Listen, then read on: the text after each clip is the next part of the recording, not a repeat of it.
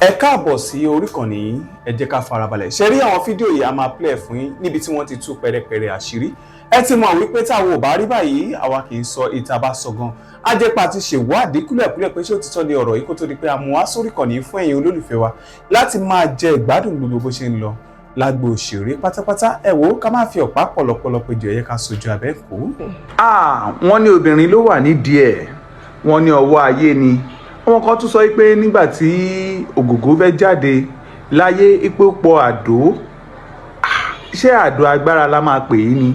Ṣé òtítọ́ ni àbí irọ́? Gẹ́gẹ́ bí ẹ ti mọ̀ bí a ṣe máa ṣe lórí ìkànnì yìí pé táwọn ò bá ti rí báyìí àkúkú ní sọ èyí tá a bá máa sọ gan-an á ti ṣèwádìí kúlẹ̀kúlẹ̀ pé ṣé òtítọ́ ni ọ̀rọ̀ èkó tó di pé a mú wá síta fún yín láti máa jẹ ìgbádùn gbogbo bó ṣe ń lọ pápátá lágbo òṣèré. Gbogbo irọ́ tó bá ń pa káàkiri orí ìkànnì lẹ́ẹ̀tì máa rí òtítọ́ ọ̀rọ̀ nítorí pé òtítọ́ ọ̀rọ̀ ni àwa máa ń sọ. Ṣé rí bàbá wa Wíkóńkó náà tú pẹ́rẹ́pẹ́rẹ́ àṣírí nípa ikú Ogogo nínú àwọn fídíò yìí, ṣùgbọ́n ká tó sojú abẹ́ǹkó ẹ jẹ́ ká kọ́kọ́ gbọ́rọ̀ lẹ́nu bàbá wa Wíkóńkó kí àwa náà tó nà ń bẹ̀. kì í ṣe lágboolé àwọn òṣèré orí ìtàgé nìkan, káàkiri ilẹ̀ káàárọ̀ oòjíire, káàkiri orílẹ̀-èdè Nàìjíríà, káàkiri ilẹ̀ aláwọ̀ dúdú Áfíríkà, jákèjádò àgbáyé, òun náà ni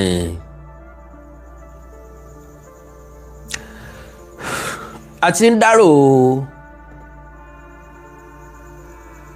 ọ̀kan pàtàkì láàrin wa, ògúnná gbòǹgbò tí dátọ́ lẹ́nu ògbín.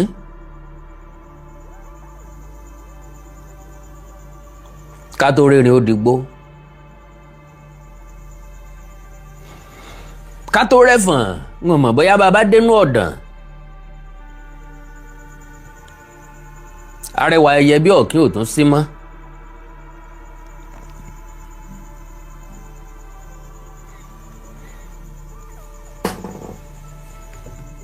Alhaji Taiwo Hassan Ogogo ọmọ kú lódò, lódò ọmọ kú lómilómi. Àgbà Òṣùgbó ti fọwọ́ okùn lélẹ̀. Alhaji Taiwo Hassan ti is the only one who has filẹ̀ bora bí aṣọ.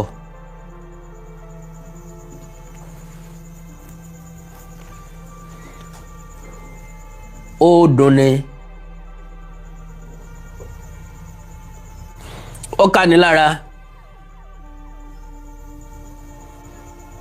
ṣùgbọ́n èyí tá a fi ń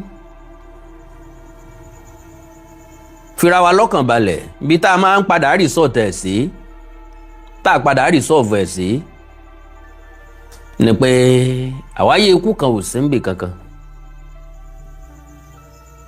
Gbogbo ẹni ó wá sáyé pátá ní ọ̀lọ́ alákejì. Kàkàndá, gbogbo létà tí kí wọ́n kú ewu ọmọ, bóyá ó pẹ́ ni tàbọ́yá a máa kí wọn kú délé ń bẹ̀. Gbogbo ọmọ tó ṣe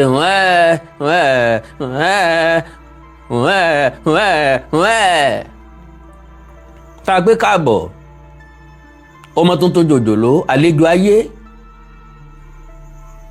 ní ó padà panu ọ̀hún mọ́,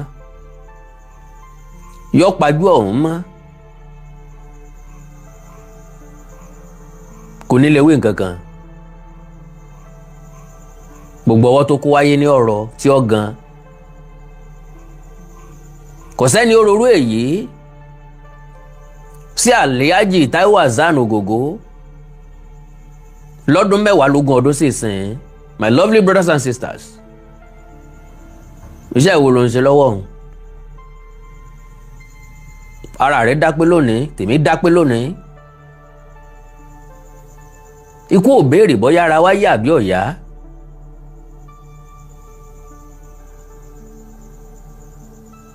Olórin kan kọ, ikú bẹsẹ̀ àrùn bẹsẹ̀, gbàjẹ́ ti kú ikú apani. béèyàn jẹ́ tàná àná gbọmọ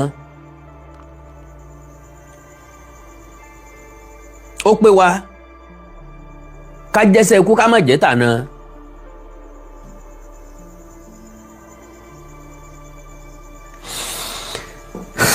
bó ti wù kẹ́ni ẹni ó dàgbà tó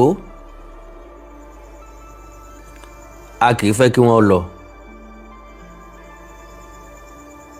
Alhaji Taiwo Hassan Ogogo at the age of 66 years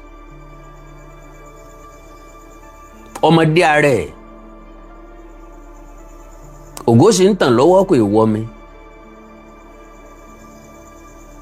àfi lónìí tíràwọ̀ ńlá já ògùn náà wọ́ mi kí ló ṣẹlẹ̀ kí ló gbẹ̀mí Ògògó kí ni ṣe wá lórílẹ̀‐èdè Nàìjíríà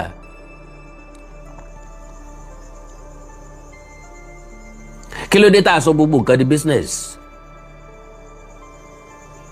kí ló dé tá a mọ ibi tó ti yẹ ká sọ̀rọ̀ àbí ibi tó ti yẹ ká panu mọ́ kí ló dé tá a mọ àkókò tó yẹ ká sọ̀rọ̀ àtàkókò tó yẹ ká panu mọ́ oríṣiríṣi nǹkan ń lọ lórí ìtàkùn ayélujára ó wà very very disturbing lórí ọ̀rọ̀ àìsàn Taiwo Hassan Ogogo àwọn kinní kan mọ gbàgbó lọ àwọn kinní kan mọ mọ́ọ̀gùn lọ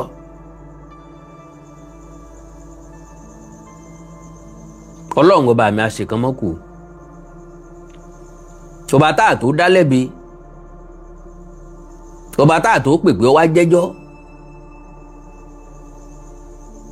torí pé kò sẹ́ni nìkan tó lágbára lórí ẹ̀mí ẹ̀ láàrin gbogbo wa òkú ń sunkún òkú ni akásọ lérí ń sunkún ara wọn.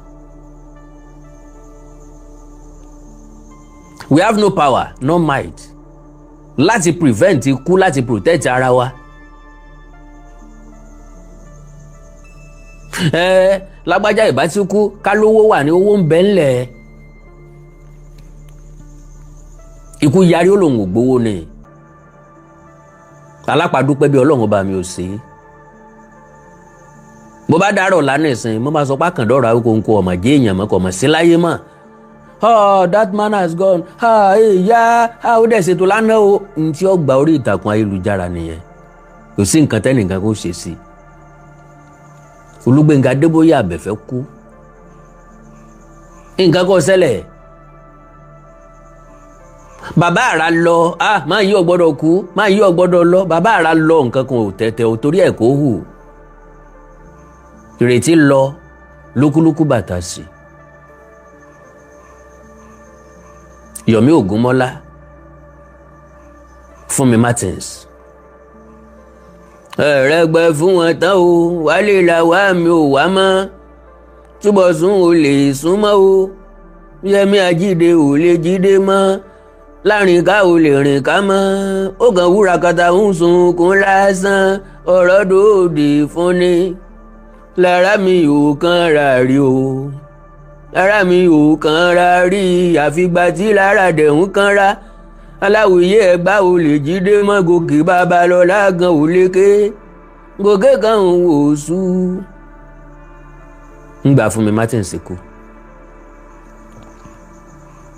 kò sẹ́ni ororú èyí sógògó àdúrà là ń ṣe lọ́jọ́ bíi mélòó kan sẹ́yìn ń làwọn àáfàá ńláńlá ni wọ́n ṣètò àdúrà on behalf of Taiwo Hassan Ogogo gbogbo òṣèré orí ìtàgé ló pé tán síbẹ̀ see love. My first question mélòó nú àwọn èèyàn wọ̀nyí lọ́mọ̀ wípé nǹkan ń ṣògògó including Alhaji Yinka Quadri àti bàbá wa Jídé Kòsọ́kọ́ how many of them ńlọ́mọ̀ pé nǹkan kan ń ṣe Ògògó kó tó wá di pé ó wọ Ògògó lára torí pé pariwo síta nìsín láàrin ọ̀sẹ̀ kan péré ni ìgbà tá à ń fọkàn sí wípé àìsàn òun yóò fi Ògògó lẹ̀ náà lẹ́lẹ́ran tu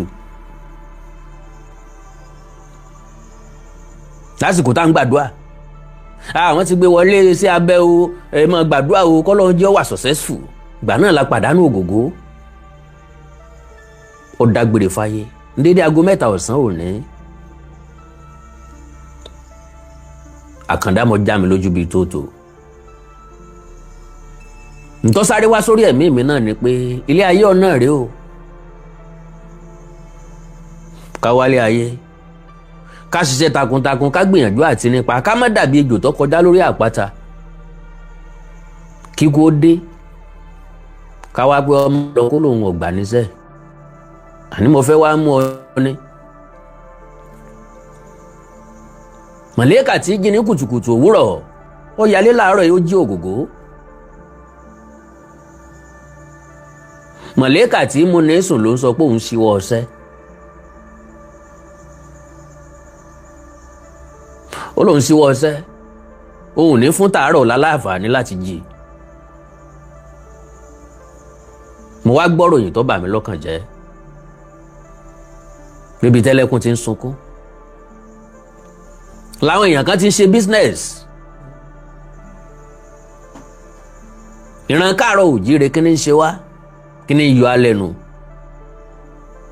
Kò sóore abẹ́lẹ̀ mọ́, kò sóore kọ̀kọ̀ mọ́. Kò sóore ká dúró dàsìkò ọpẹ́ mọ́.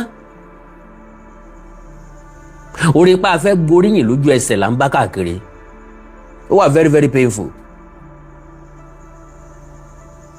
Eré bẹ́ẹ̀dùn lẹ̀ ọ̀dọ̀lẹ̀. Ìyá àjànàkú là yògbó, ogbó dàkókò lọ́lẹ̀.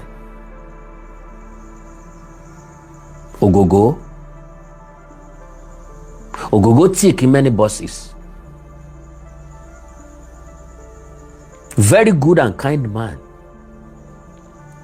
Very cool man indeed.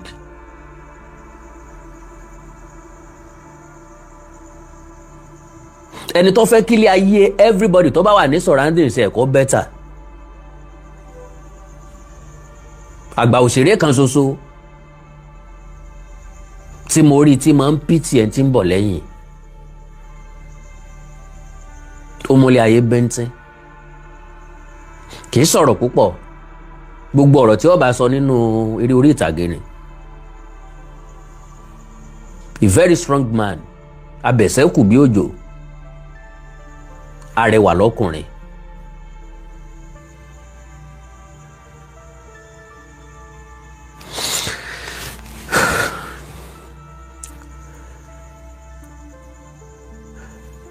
So kí ló ṣẹ́kù láyé? Màá play fídíò kan. Èmi àtẹ̀yìn ọjọ́ gbà wípé ó lágbára pọ̀, pélé ayé yìí lágbára pọ̀.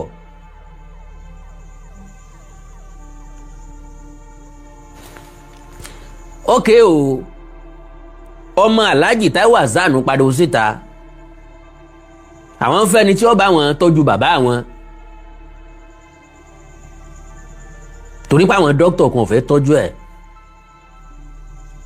Ẹ̀yin ọ̀jọ̀gbọ́n, ẹ̀yin ìyá àti bàbá mi ti ń bẹ ń bí mọ̀ pé tí dókítà ò bá ti fẹ́ tọ́jú èèyàn mọ́ kò sátúnṣe mọ́ nìyẹn. Wọn ò fẹ́ kẹ́niyàn ó dákẹ́ sọ́dọ̀ wọn. Because to the best of my understanding, kò sẹ́ni tí ó gbé Ògògó lọ sọ́dọ̀ quack doctor. Ọ̀dọ̀ àwọn professionals náà gbé lọ. Tán bá ti wá reject ẹ̀, ó ti túmọ̀ sí pé onítọ̀ òun ò lè yé. Ṣùgbọ́n wọn ò fẹ́ sọ fún pé kò lè yé. Ntí yóò wà lọ́kàn wọn ni pé a mọ̀ sí Ọlọ́run o. Ṣùgbọ́n medically damages yìí ti kọjá bẹ́ẹ̀. Ntí ó jẹ́ káwọn doctor gbogbo they will all love Igbo, they will all love Ògògó. Gbogbo wọn ló máa sáré, wọn máa forí gbárí ni pé Ògògó ni nǹkan ṣe.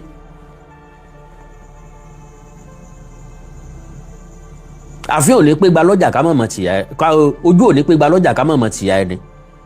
Àfi ò ní wọjà ká mọ̀mọ̀, Ògògó ò lè débì kan mọ̀mọ̀ pé Ògògó ló dé. Bóyá àwọn ọmọ ayé àtijọ́ o, bóyá àwọn ọmọ Gen Z o, kò sẹ́ni tí ò dó Ògògó mọ̀. Bọ́ọ̀ bá wo Ògògó òwò pósítà ni, bọ́ọ̀ bá wo Ògògó òwò sinimá rí ni, sọ òwò fíìmù rí rárá ni.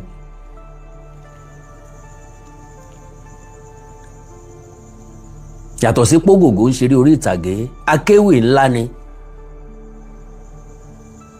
Talent ni.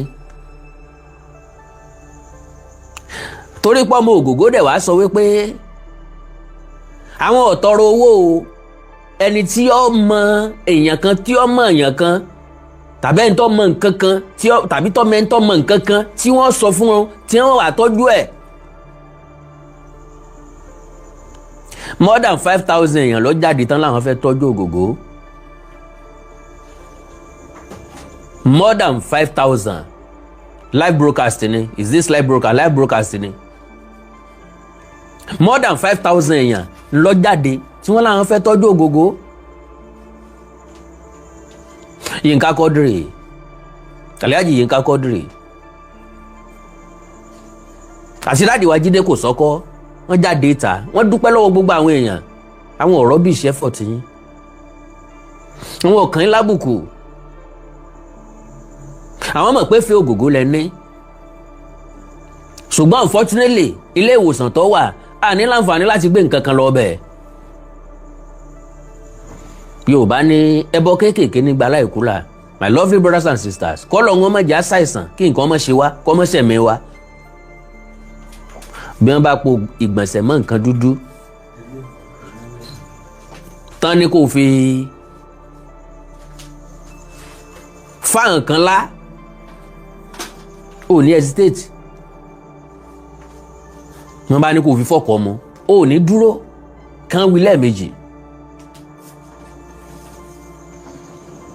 Ẹni ìjà òde bá ní ìpè rẹ̀ lọ́kùnrin, àwọn èèyàn dẹ̀ bẹ̀rẹ̀ sí yọjú lóòótọ́, wọ́n dẹ̀ bẹ̀rẹ̀ sí pa àwọn ọmọ.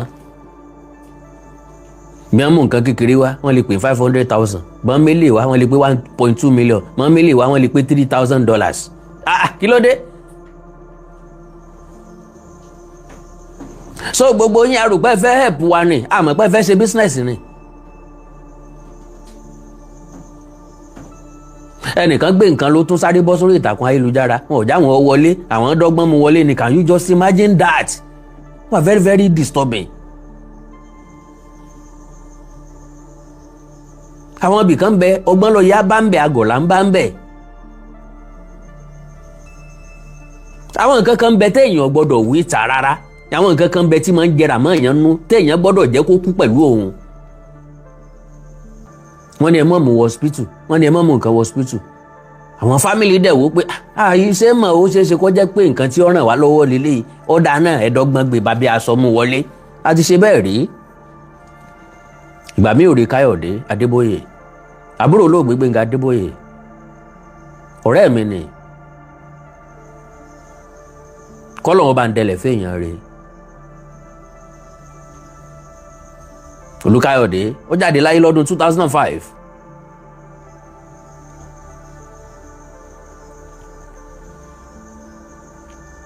Mo rè wo usage lẹ́ẹ̀mejì. Usage dẹ̀ ní visiting time. Bó bá ti dàsìkò tí wọ́n ti tálejò ti wọlé tán wọ́n ó lè wá jáde. Káyọ̀dé will always call me.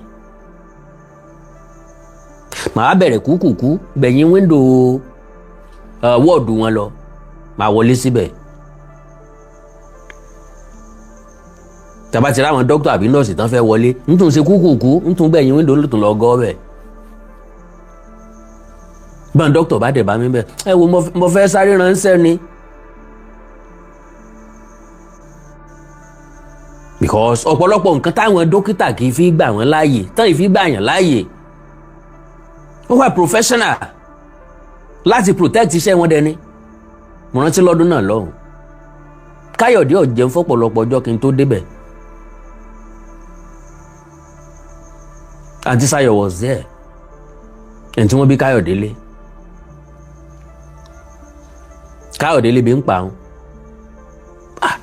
N bá dọ́dọ̀ Aunty Sayo mo ní Aunty Sayo ó lè bí ń pa òun ní Ọlọ́run ṣeun kò jẹ́ láti ẹjọ́ yìí. Béèrè lọ́wọ́ rẹ̀ pé kí ni ó jẹ. Káyọ̀dé lòun ó jẹ jollof rice. Ó kọ́kọ́ lòun ó jẹ yán. Wọ́n bá ní kí n lọ kàǹtì wọn kí n lọ bá ara yán. Òkè pápátá dẹ̀ ni wọ́ọ̀dù àwọn tó ní tán ló ní àìsàn kíndìnrín wà ń gbà náà. Mo dé kàǹtì ọwọ́ ọ̀sán ni wọ́n ní kò sí yán mọ́ kí ló wà wọ́n ní jollof rice. N bá pe Káyọ̀dé lórí aago. Ó ní kí n bóun ra ẹran kọ́ wọn ní ọ̀sẹ̀ràn kí n bóun ra mọ́ínmọ́ín sí mo gbé mọ́ínmọ́ín dé Káyọ̀dé ń jẹ mọ́ínmọ́ín àti jollof rice dókítà kan wá ń kọjá Mr. Adébóyè so jollof rice lẹ́ ń jẹ́ ẹ rí tán bá ṣe test láàárọ̀ látàn bá ti rí nǹkan kan ẹ máa rí nǹkan ẹ máa rí mọ̀ pẹ́yìn ilẹ̀ cause problem fúnra yín ẹskísà ẹ wá ṣé kò gbọdọ̀ jẹ rice ṣé ìwọ ni láti jẹ rice wọ́n ní ò gbọdọ̀ jẹ rice báwọn ṣe test fún páwọn ò rí nǹkan kan wọ́n ti ṣe 16 different tests tá à ń bẹ́lẹ̀ yìí ń pò lọ́wọ́ wọ́n dẹ̀ fẹ́ ṣe test fún láàárọ̀ ọjọ́ kejì wọ́n wá ní ẹ̀tọ́ ẹ̀ ò jẹ nǹkan kan tó láta tàbí tó lépo pé ẹ̀kọ́ látàrí pọ́n fẹ́ ṣe test fún ògì lásán ló gbọ́dọ̀ máa mu bí ọba wa fi mọ́ínmọ́ín mu kì í ṣe pé kó jẹ odidi mọ́ínmọ́ín kan kọ́kàn jẹ́ bíi síbí mẹ́ta síbí mẹ́rin kéékèèké kò fi tatala kọ́ tán. so àwọn dókítà tí wàá sọ pé ẹ má wọlé ẹ má fọn lélẹ̀ lò ẹ má jẹ́ kí wọ́n lò tọ̀hún wọ́n mọ nǹkan tí wọ́n ń sọ náà ẹ má jẹ́ kí n gbà kókó yín ẹja gbọ́dọ̀ lẹ́nu ọmọ Ògògó fúnra lára ẹ̀. kó tó di pé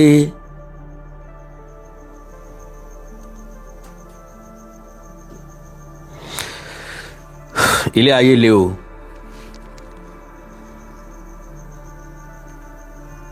alright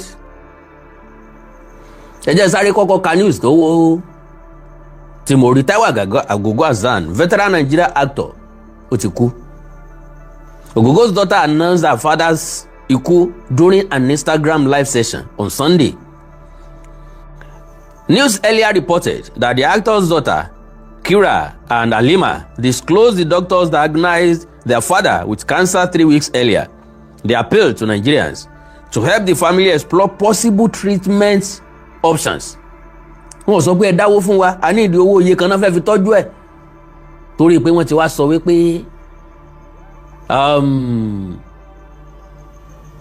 kí ló lóṣèlú yìí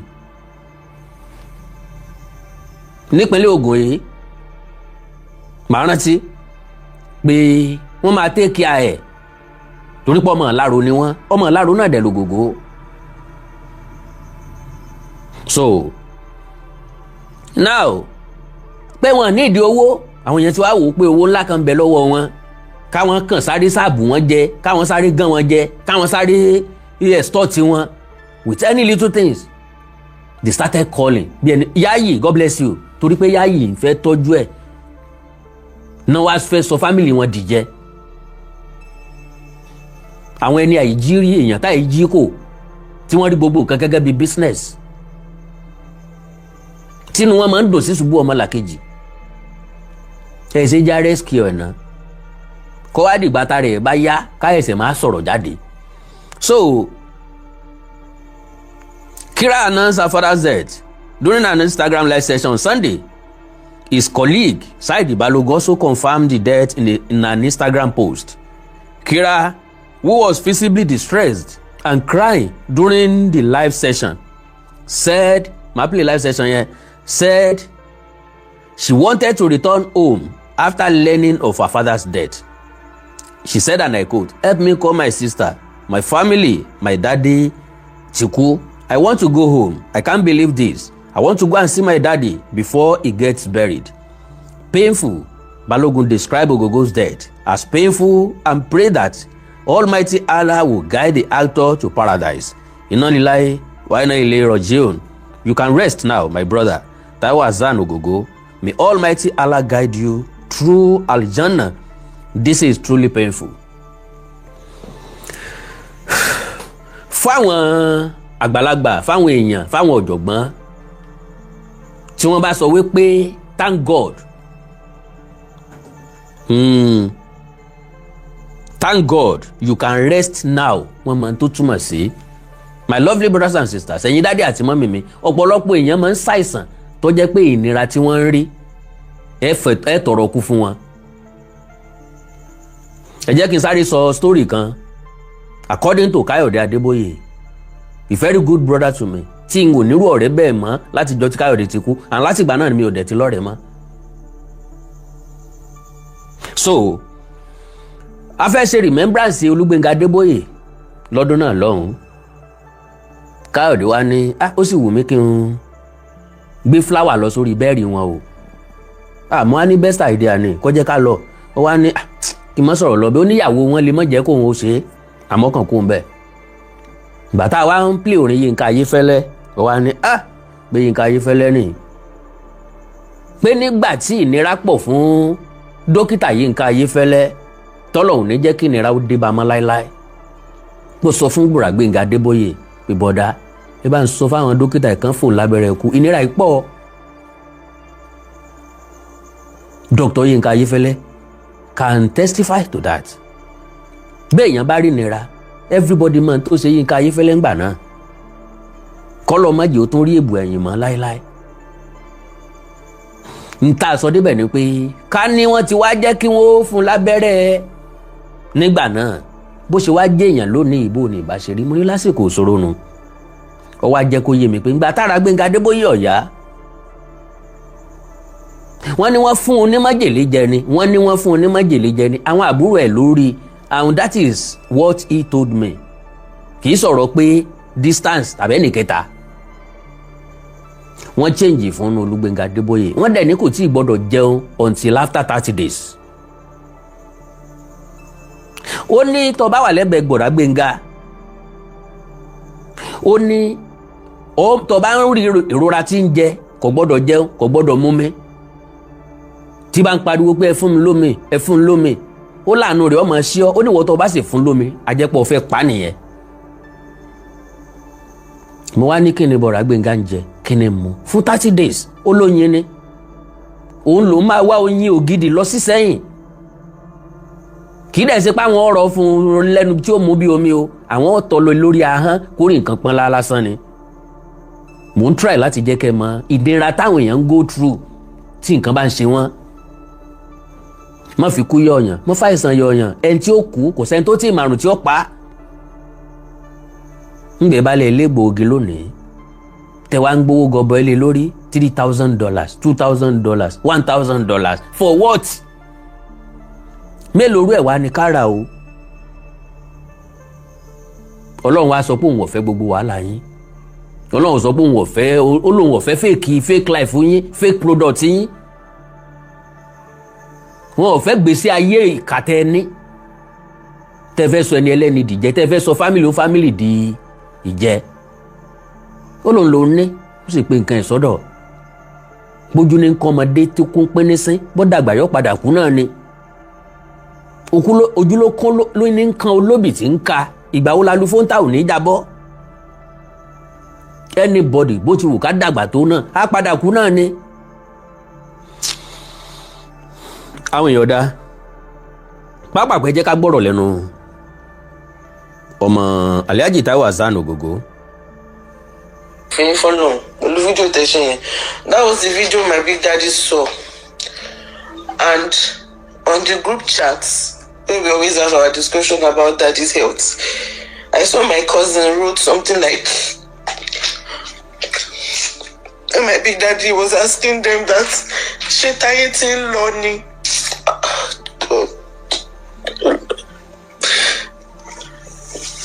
My big daddy and my daddy. We the children, we don't even know who they love more. We don't know if it is real or be themselves. When I meet their children, it's too much. And my big daddy loves my daddy too much. I don't even understand. So she tired saying lonely. That's why I wasn't even on. Everybody was calling me yesterday. I didn't want to pick it because I don't even want to check social media. I don't want to look at my daddy's picture. I was just reading their message and then I just left. I left the group chats. So at some point I turned off the Wi-Fi. I don't even want to say anything. Because my big daddy can break down. Who am I? Who am I? At the end of the day, they said whatever situation that we find ourselves, we should always say Alhamdulillah.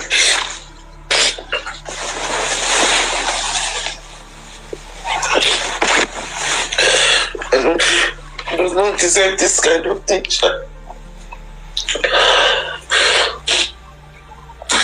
Shit, I hate it, Lolly. It's a lot. It's very deep. I'm sure my big daddy is not okay. It's not fine. It's not fine.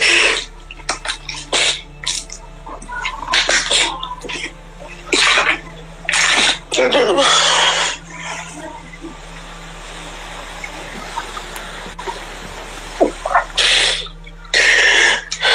I don't know how I will feel. I don't even know how I will see the world again. If anything happens to me, mo fẹ́ kẹ́ gbá àwọn ọ̀rọ̀ tán ni o. please don't think I'm here to ask for sympathy or anything. No, it's just how I feel. I came here to just cool off, but then I don't know. I'm so connected to my daddy. I think I'll be okay ever.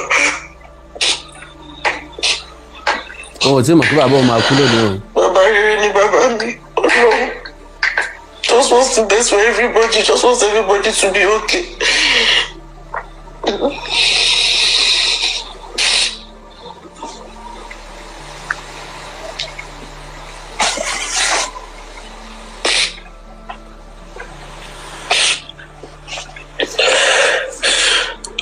Some people are saying, Orishirishi. Some people are even trying to make money off us with this whole situation. Eberolo now. Any small thing in Nigeria like this, if make your money go. Can dear. Ebo. Dear. Eberolo. I don't millionaires because you say we don't do money. You only pay this will come and bring solution. Can you come 1.5? Can you come 800K? 800,000. Can you come 5 million? Can you come $11,000? $11,000. Irú oògùn wo ló ń tọ̀ mú bọ̀? Àwọn tó wá fẹ́ ṣiṣẹ́ abẹ́ńkọ́ ìlú làwọn ó gbà. Kẹ́ ẹ wo bí ilé ayé ṣe cruel. Can you come $15,000? Yeah, ẹjọ́ kí ló dé? Díẹ̀ $3,000.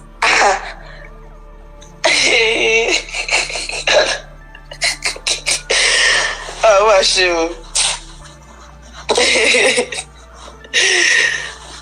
Ó ga o.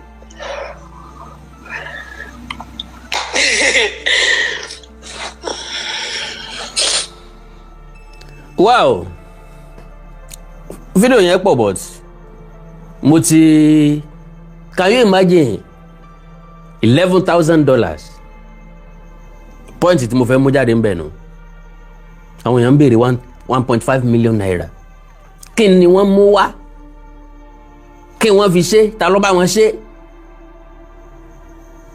láì gbódìdí èèyàn nú ẹ̀.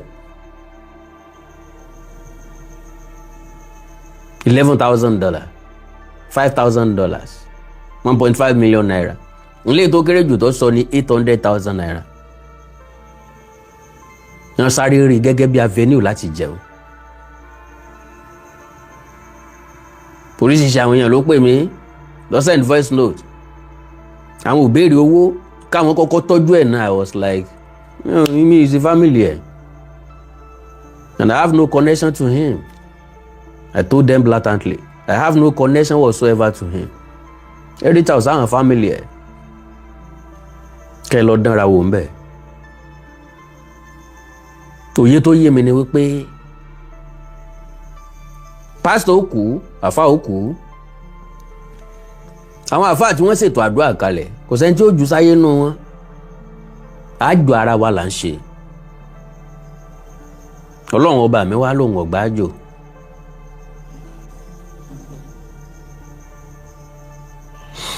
Ṣùgbọ́n kí lẹ̀yin rí torí fáwọn ò ní balẹ̀ kọ́ mọ́ gbẹbọ ọ̀pẹ̀lẹ̀ ò ní balẹ̀ kọ́ mọ́ gbètùtù olè ò wá ní jàgbà kọ́ mọ́ ṣe lójú fìrí. Kí ni problem ta ni? The same problem ó ti wáyé pẹ̀lú oríṣiríṣi èèyàn lọ́dún 2005 ńgbà tára Olúkáyọ̀dé Adébóyè Ọ̀yá mo pè kan nínú àwọn àǹtí ẹ̀ because dúdú heritage ti dára lẹ̀ lónìí. Dúdú wá wò wá lọ hospital lọ́dún náà lọ́hùn. Ó fún Káyọ̀dé ní 50,000 naira. 50,000 naira ọdún 2005. Ó gbọ́dọ̀ equivalent to 5 million naira nísìn. He gave me 5,000 naira. Ó wá jẹ́ kó yé mi pé ọ̀rọ̀ tó délẹ̀ yìí o, owó la máa ní ìdí o. And I called one of our sisters. Sister, ọ̀rọ̀ tó délẹ̀ yìí, owó la máa need. Ṣé ká sọ fáwọn èèyàn wa lórí rédíò, kò tí ì social media, kán mọ̀ bá wa polongo ẹ̀. Kò sẹ́ni tí ó gbórúkọ Adébóyè tí ò ní mọ̀ pé ọmọ ìyá ọmọ bàbá Gbénga Adébóyè ni. Wọn ò ní fẹ́ kí nǹkan kó tún ṣẹlẹ̀ mí nínú wọn. Àǹtí yẹn sọ̀rọ̀ gidi lóòótọ́. Onídé oyè pé àwọn èèyàn sọ wípé ṣé fámìlì tiwa nìkan ni. Bàbá Gbénga kún 2003, bá mi kún 2004, Káyọ̀dé náà ni tó ń ṣàìsàn yìí. Bàbá tó wá sọ pé a tó ń pariwo ti Káyọ̀dé, wọ́n sọ pé ṣé fámìlì tiwọn nìkan ni.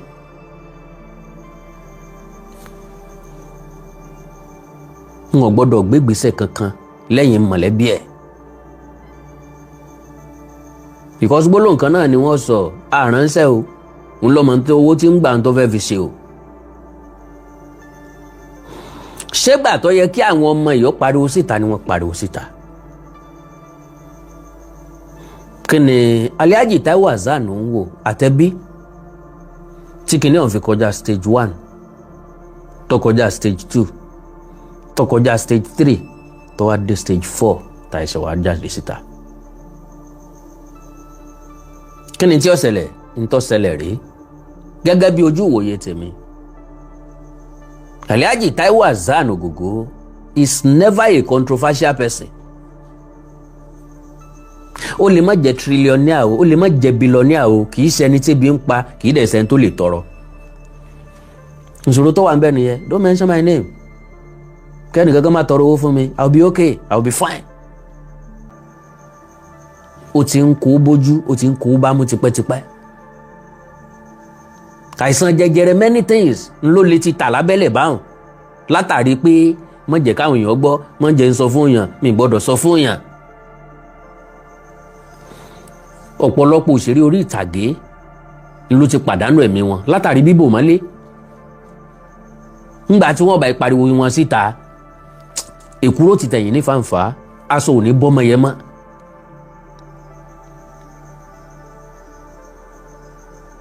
So Alhaji Taiwo Hassan kò jẹ̀bi, ẹbí ò jẹ̀bi bí wọ́n ṣe rí ni, ikú ló jẹ̀bi, àìsàn ló jẹ̀bi. Ṣùgbọ́n kí èmi àtẹ̀yìn ọ̀rẹ́ kọ́ díẹ̀ mú bọ̀ jáde kó ń bẹ. My own belief in this life ò ní wípé ẹni tí ìfà ò tọ́ sí ní pé ní àrámù o.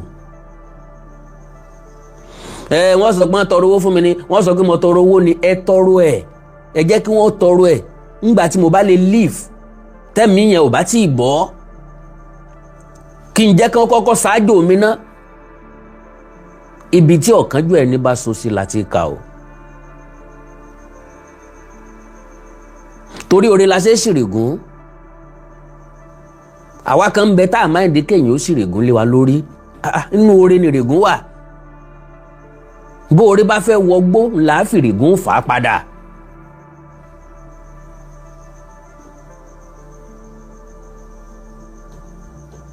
Wọ́n ní dókítà sọ pé ọ̀sà ló ní.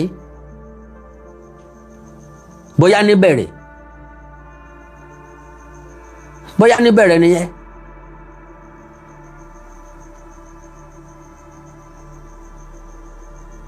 God bless you sir, God bless you ma. Bóyá níbẹ̀rẹ̀ nìyẹn. Ẹ̀yin dádì àti mọ́mì mi, kò sí nǹkan kékeré tí wọ́n ń pè ní àrùn tàbí àìsàn tó ṣe é bò mọ́ra, tó ṣe é dákẹ́ mọ́lé fún. Ọ̀gbọ́ Yorùbá ní bò mí mọ́ra, kí n pa ọ́ díẹ̀díẹ̀ làrùn wí, tú mi síta kí n fi ọ́ sílẹ̀.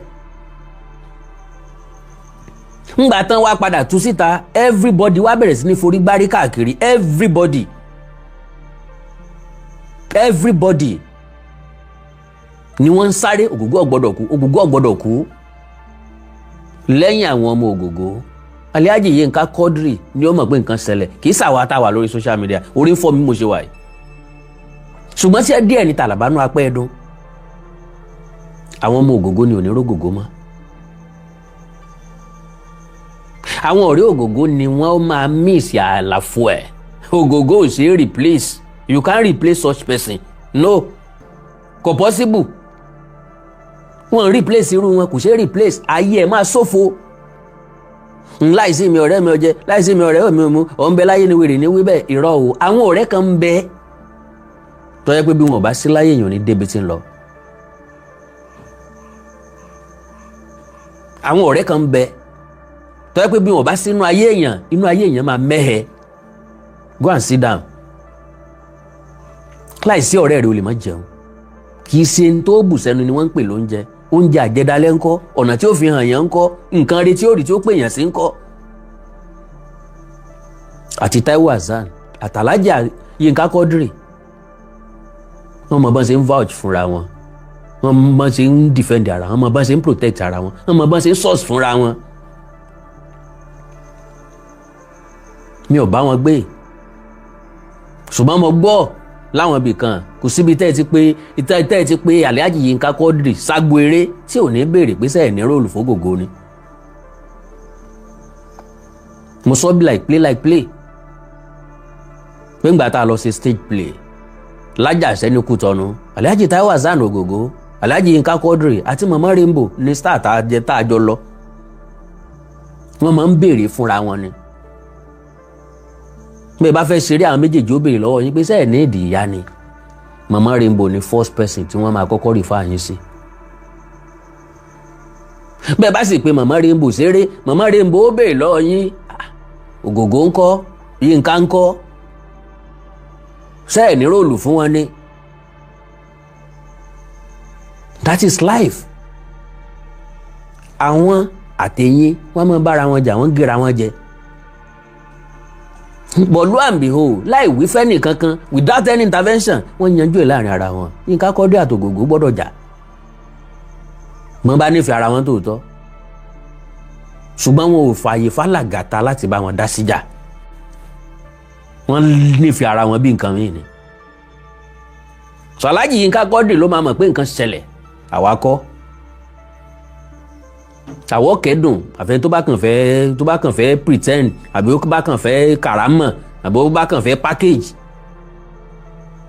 á dárò á yọ̀ǹda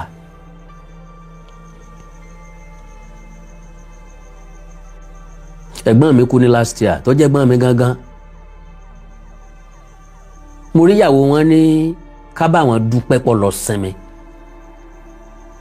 ẹ̀gbọ́n mi gan the same blood àìsàn rẹ̀ le débi pé ó ń bọ̀ láti Amẹ́ríkà ó ń mú dókítà bọ̀ kéèyàn sanwó plane ní dókítà bọ̀ láti Amẹ́ríkà ó ní mo fi mọ̀ wípé tó bá yẹ kó o lo oògùn ní 1200 o gbọ́dọ̀ lò ní 1201 àìsàn tí wọ́n ní mo fi mọ̀ bẹ́ẹ̀.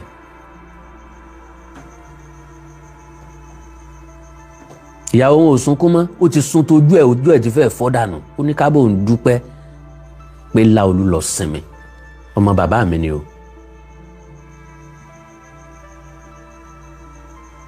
so kí ni tí mo fẹ́ mú jáde ń bẹ̀ ni wípé tí n bá máa pè wọ́n láti last year yẹn ó ti lé lọ́dún kan o everybody náà ló mọ̀ lórí social media torí mo post ẹ̀ ó ti lé lọ́dún kan tí n bá fẹ́ pè ìyàwó wọn kò gbọ́dọ̀ jẹ́ kan péré lọ. à ń bọ̀sìn níyàyà Ògògó ọ̀nà jìn síra wọn èmi ò sínú ẹni tí mo ń package I am very very straightforward factual and direct ṣùgbọ́n àwọn ọmọ Ògògó family Ògògó Alhaji Yinka Quadri Délé Òdúlé Jídé Kòsọ́kọ́ Ọdún Fákákọ́s Abilanre àwọn tí wọ́n mọ̀ pé nǹkan ṣẹlẹ̀ nìyẹn gbogbo wọn tí mo dárúkọ ọ̀hún òun náà ni mò ń kí pé wọ́n kú àtẹ̀mọ́ra ẹ̀ní rí àyọkú mọ́ ẹ̀ní rí àtẹ̀yìnkú mọ́ lágbára Ọlọ́run. Ó dùn àwa náà. I swear to Almighty God, orí ń fọ́ mi, ẹkún àsánnu wọ́n ń pè bẹ́ẹ̀. Because n tó kọ́kọ́ wá sẹ́mi mi náà ni pé so máa yìí náà tún ti lọ. Ọ̀kín ti gbé ẹwà rẹ̀ wọ kòtò, ọ̀kín ti gbé ẹwà rẹ̀ lọ.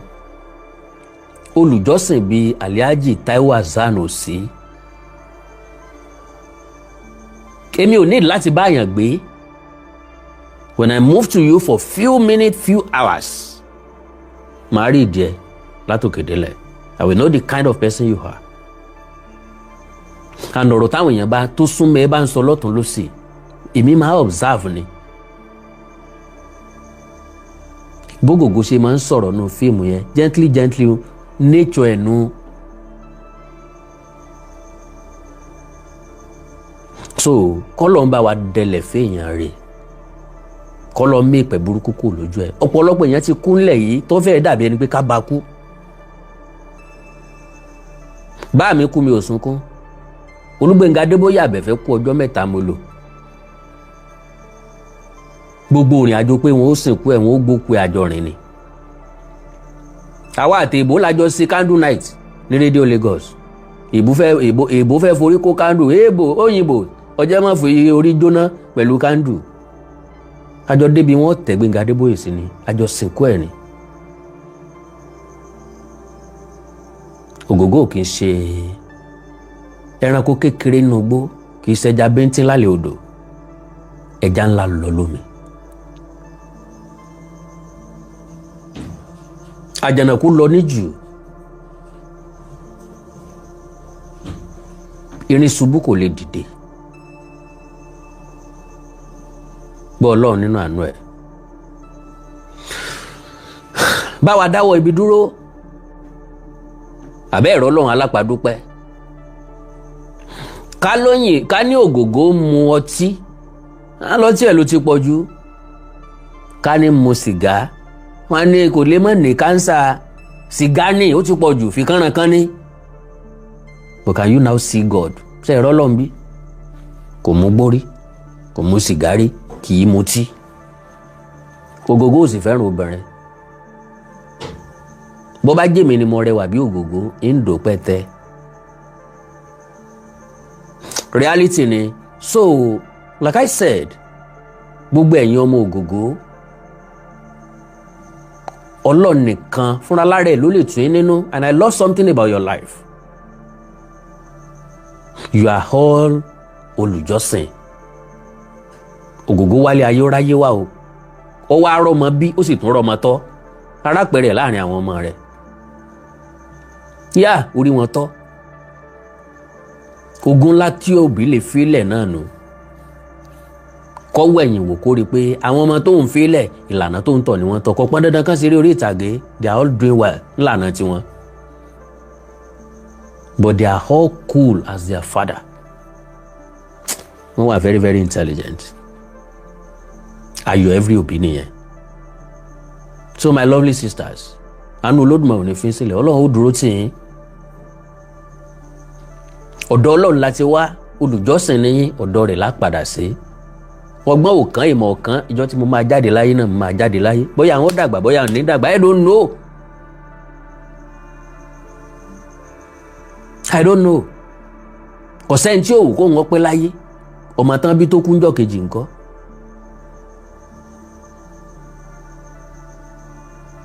Àwọn èèyàn kan ọmọ wọn fẹ́ graduate tí mọ́tò pa.